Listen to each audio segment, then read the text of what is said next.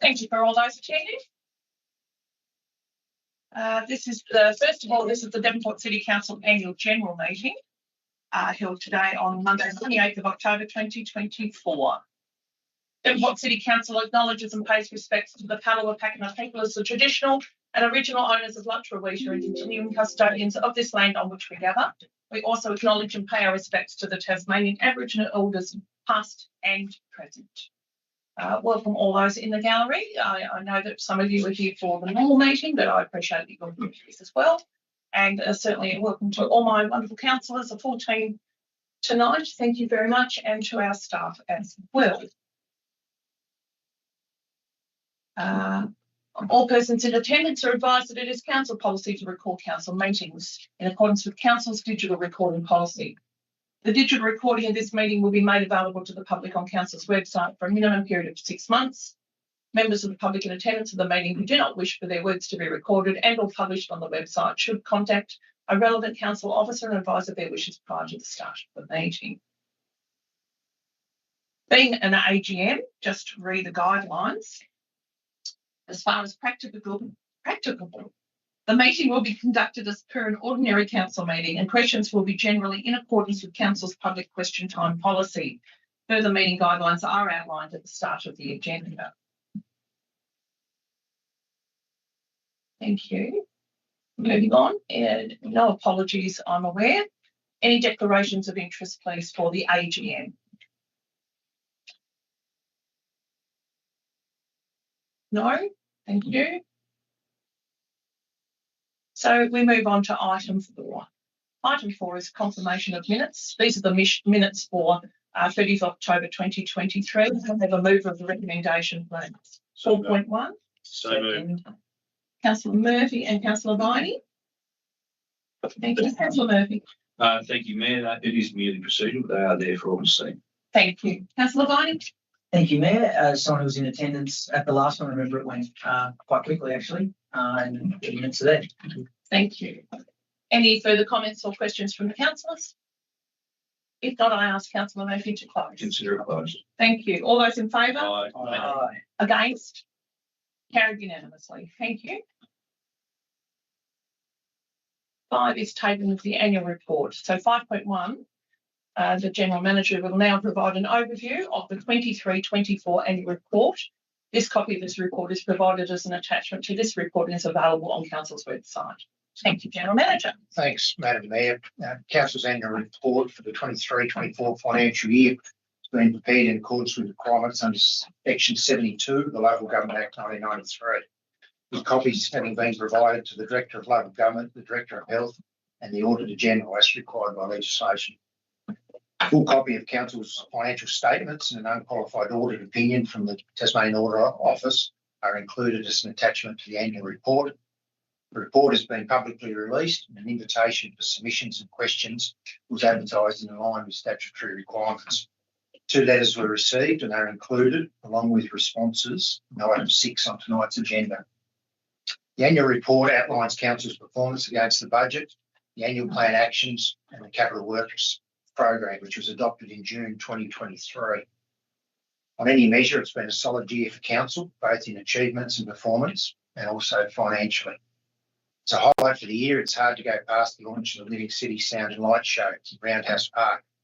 10 years since the idea was first suggested at a community engagement session, the show is now operating 365 nights of the year, enticing people to stay overnight in our city.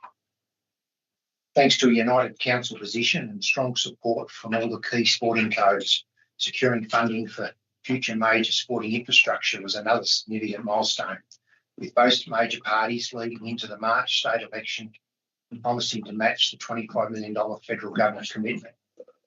This promise has resulted in funds being provided to the Devonport Strikers Soccer Club to complete their grandstand redevelopment and for work to proceed on the new Devonport Oval indoor sports complex. Financial result from ordinary activities was a $14.1 million surplus, being $4 million above the budgeted position. Importantly, the underlying result, which is calculated after the removal of non-operational and one-off items, resulted in a very strong $5.2 million surplus. This is the 4th consecutive year Council has achieved a strong underlying surplus, highlighting the solid financial position of the organisation. From an operational perspective, the organisation has continued to develop and evolve over the last 12 months to ensure efficient and effective service delivery. Nowhere has this been more evident than in the ongoing digital transformation of our services and work practices, with automation being rolled out to measure things such as rubbish bin levels and soil moisture control of our irrigation systems. I'd like to record my thanks for the contribution and dedication of all our staff who diligently go about their roles and serve the Devonport community. I'd also like to take this opportunity to thank the councillors for their contribution and commitment to council and the community, and for the support they provide to myself and the executive team. Madam Mayor, I trust this provides a brief overview, and I commend Council's annual report for 23-24 to you. Thank you very much.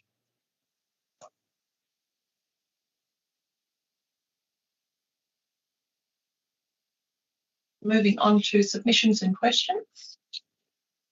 I do have a recommendation there of item 6. If I could have a mover, please. So, Thank you. Councillor Murphy. And a seconder, please. second, Councillor Foster, sorry. Councillor Murphy. it's all there.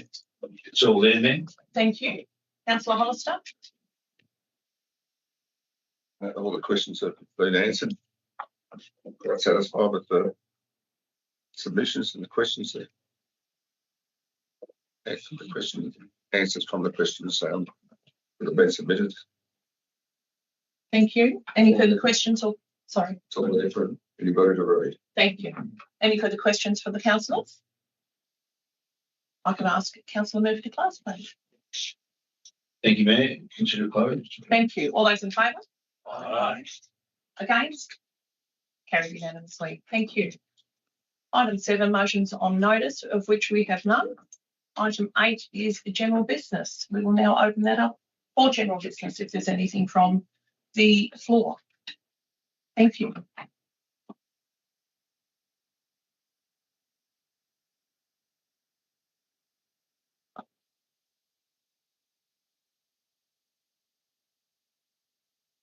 Mr. Belcock. Thank you. Thank you. Sorry. I wasn't looking up. Thank you, Mayor. Bob Vellacott, I live in Cocker Place, Devonport. Mayor, Devonport City Council's notice for the annual general meeting states that motions from the floor will not be accepted. I also note, and for your information, the following in regard to the annual general meeting on the 9th of December 2019, page 14 of that agenda, the following part, and I quote, Officers' comments. Section 72B of the Local Government Act 1993 provides that a motion can be moved by an elector at the annual general meeting. Mayor, I am now somewhat confused inasmuch that an officer of this council stated clearly that Section 72B of the Local Government Act provides that a motion can be moved by an elector at the annual general meeting. There is no indication whatsoever that it has to be a notice of motion. However, the notice of this annual general meeting states that a motion from the floor will not be accepted. Well may it be said that it is council's policy. However, Mayor, you should be completely aware that your policies or rulings cannot conflict with acts of Parliament. This ruling of non-acceptance of a motion from the floor, other than the procedural motions for this evening's meetings, appears to be an outright breach of the intent of the Act. I now ask, Mayor, will you comply with Section 72B of the Local Government Act? If not, then I formally move the following procedural motions being that electors here present at the 2023-24 AGM request the chairperson to comply with the provisions of Section 72B of the Local Government Act 1993, which provides that a motion can be moved by an elector at any annual general meeting. Thank you. Thank you, Mr. Belcock. The general manager will answer that for you. We have a second. Through you, Mayor, just refer to on the guidelines, the bottom of that section there, you'll see in the agenda that council endorsed those guidelines at their meeting on the 21st of December 2020. Under the Local Government Act, council has the authority to set the guidelines under which an AGM will be held, and made that decision at that point that motions need to be provided on notice. Just to explain that a little bit, the intent of that decision was to ensure there was openness and transparency. It was to ensure that, like most organisations, that motions are on the agenda, and therefore people who are interested in the topics have the opportunity to come along to the meeting and to discuss those. In other words, those have the motions. meeting start. So that was certainly the intent of the council at the time, and they made that resolution in 2020 and have run under that process since that time. But am I correct in saying that that is not an actual amendment to the Act, and the Act takes precedence over all the other regulations and everything? It's the Act that I'm talking about, and the Act takes precedence. Always has and always should be. No matter what rulings you get. Through you, Madam Mayor, the Act allows council to put its. Well, I'd like the motion to be put anyhow, Mayor. We'll have a seconder. I'm sure someone would second. I'm afraid I can't accept that tonight, Mr. Belcott. You've given us notice of motions previously in other years in writing. You had that opportunity for this meeting. I can take it. I'm only acting on what is in the Act, Mayor. I understand. And I suggest that this meeting should comply with the Act. In all due respect, Mr. Belcott, you're interpreting in your own way. However, we did endorse this in 2020.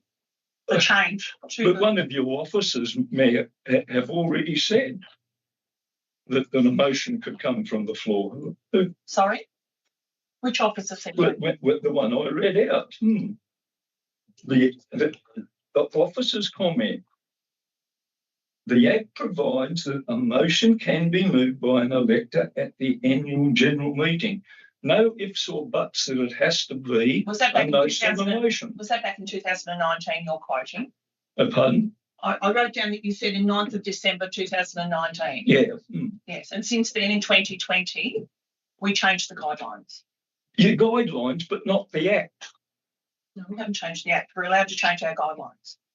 Not the Act, I'm sorry. I'm not going to get in an argument tonight with you, Mr. Belcott, either. You could have called me, you could have rung us, you could have sent us an email and asked this question before tonight. Oh, look, we've asked this when you first introduced it, me, and I've come across that. Thank you, Mr. So Belcott. you're not going to allow a procedural motion? Not a And notice you're going to comply of with the Act. motion. Yeah, okay. Thank you. I have another question then, Mayor, Thank you. if I may. You can ask the question. Mayor and councillors, according to the financial statement in the 2023-24 annual general report, as I understand, the total debt was $44,671,000, and it is being reduced by approximately $1 million per year. What plans has council in place to significantly reduce the time to reduce the debt and accumulated interest costs?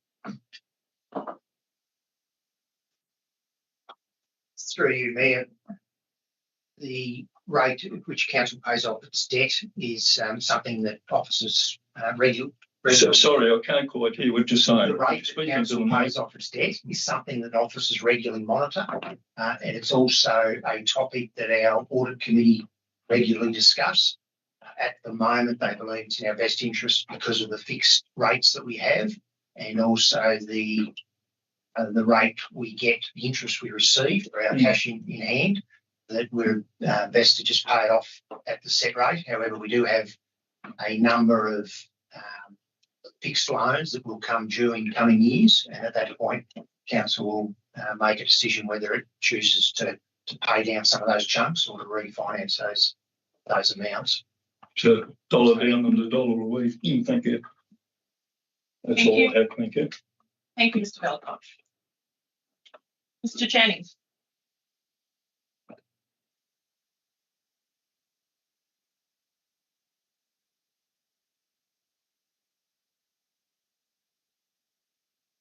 Thank you, Mayor. My name's Douglas Denny, 23 Watkinson Street, Devonport.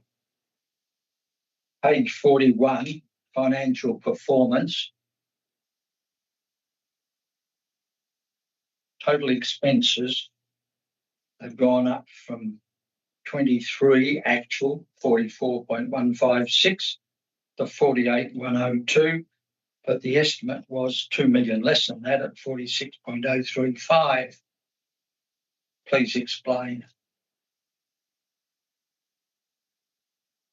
Be with us. Through you, Madam Mayor, I'm asking our finance manager to complete this answer, but certainly a large part of that is user charges related with the convention centre. So we had a greater amount of use than we anticipated, and also parking income was far in excess of what we anticipated. Some other items. Ms. Banks. Through you, Mayor. So your question is in relation to expenditure. So our expenditure is 2 million above budget. So 1.5 million of that is the grant for the Devonport City Soccer Club that was not in the budget originally, and the remainder is predominantly materials due to increased inflation costs.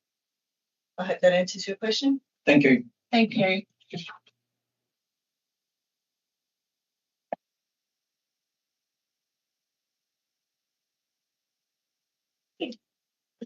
Welcome back, Mr. Garden.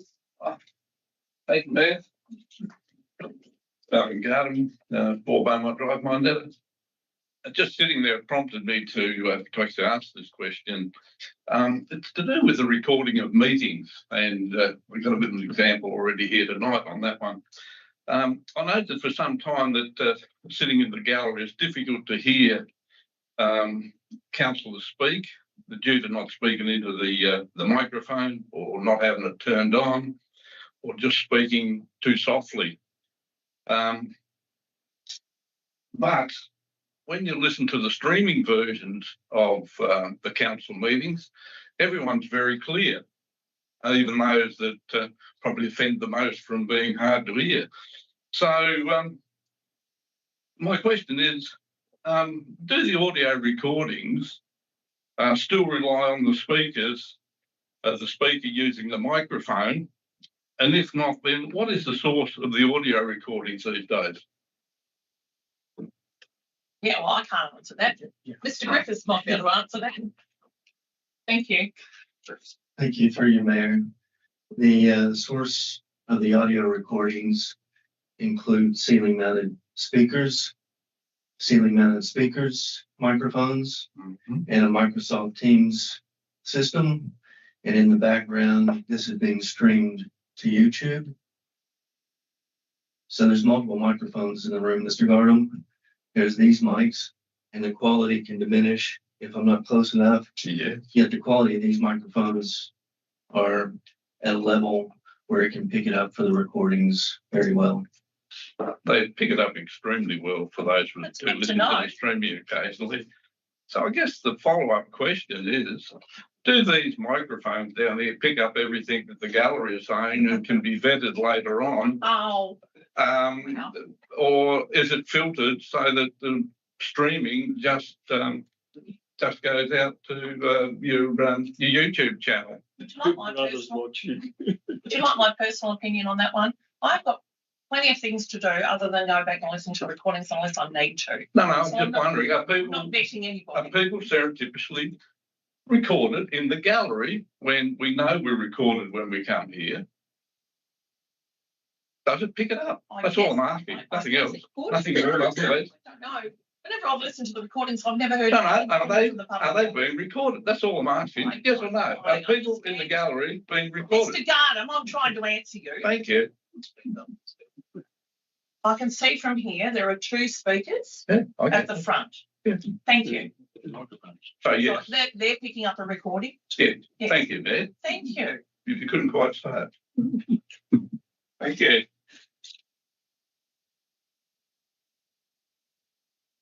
Any further questions from the gallery? No, thank you. We'll move on. Item 9 is the closure of the, do we do the recommendations? No. All right. So I will now announce that we are closing the annual general meeting for today at 11 minutes, 5:50 actually, PM. Thank you. So